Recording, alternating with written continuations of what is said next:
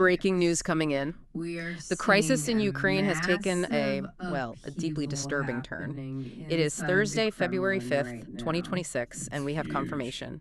North Korea is now actively testing its troops on European soil.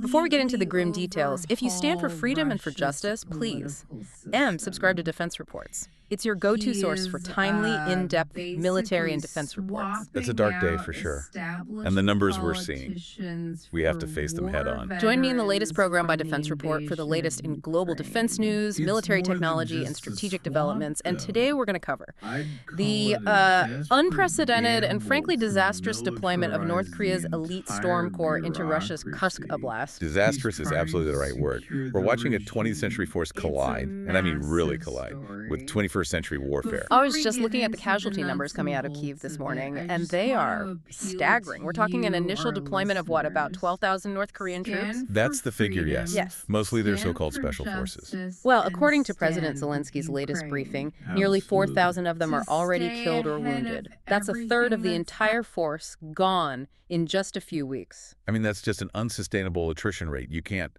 A unit ceases to be combat effective with losses like that. It points to a massive, massive tactical failure. And the reports from the ground explain why. We're hearing about human wave attacks. Is that right? It sounds like something from a history book, doesn't it? Mm-hmm. They're literally charging across open ground infantry with little to no significant armored support. The thing that really got me, though, was their response to drones, to the Ukrainian FPVs. Oh, that part is it's unbelievable. I read they're grouping up in trios to try and lure the drones in while the other two try to shoot it down with rifles. With standard rifles, yes. Standing in an open field, it tells you everything you need to know about their lack of experience with modern electronic warfare. Yeah. They have no jammers, no real defense. Yeah, they're just targeting. They're being used as human mine detectors. That's a direct quote from a Ukrainian commander. Yeah. They're bullet shields for Russian forces. And the command structure. It sounds like chaos. One translator for every 30 soldiers. Yeah. Imagine the fog of war when you literally can't understand the orders being screamed at you. It's a disaster within a disaster. Which brings us to the big question. Why? Why would Kim Jong-un send his elite troops to be used as cannon fodder? Well, you have to look at what's going back to Pyongyang. This isn't a cash transaction.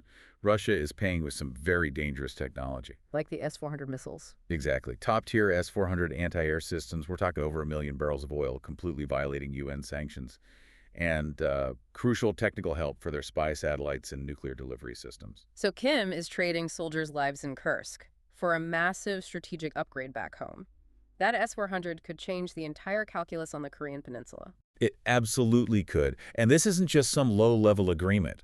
We've got confirmation that Colonel General Kim Young-buk, a man very close to Kim Jong-un, is on the ground in Russia, commanding these forces. So they're all in. In fact, new intelligence says they're not pulling back, they're doubling down, right? That's right. Despite the 30% casualty rate, Pyongyang is apparently prepping another, 20,000 to 25,000 troops to send as reinforcements. Wow. Okay, so let's get to the so what here. Because right now, it looks like a slaughter. It is a slaughter, but it's also a classroom.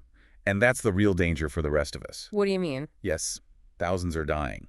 But the ones who survive, they're getting a brutal first-hand education in modern drone warfare, electronic jamming, combined arms, things their army has only read about. So they're taking that experience, bought with blood, back to the Indo-Pacific? Precisely. Remember that mutual defense clause in their June 2024 treaty with Russia? This, in their eyes, legitimizes the whole thing. But what it really means is the North Korean military is getting its first combat veterans in decades. Veterans who will know how to fight against the kind of systems South Korea and the U.S. use.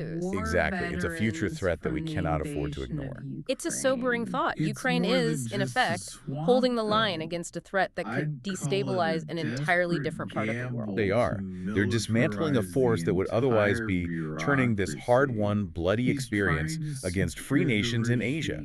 It's a massive You've been listening to Defense Report by Alex, where we analyze the latest in military strategy, global defense, and advanced weaponry. Stay vigilant. Subscribe to Defense Reports, your trusted source for timely, in-depth military and defense analysis. We'll see you next time. Keep supporting us so we can continue bringing you the latest developments from Ukraine and around the world.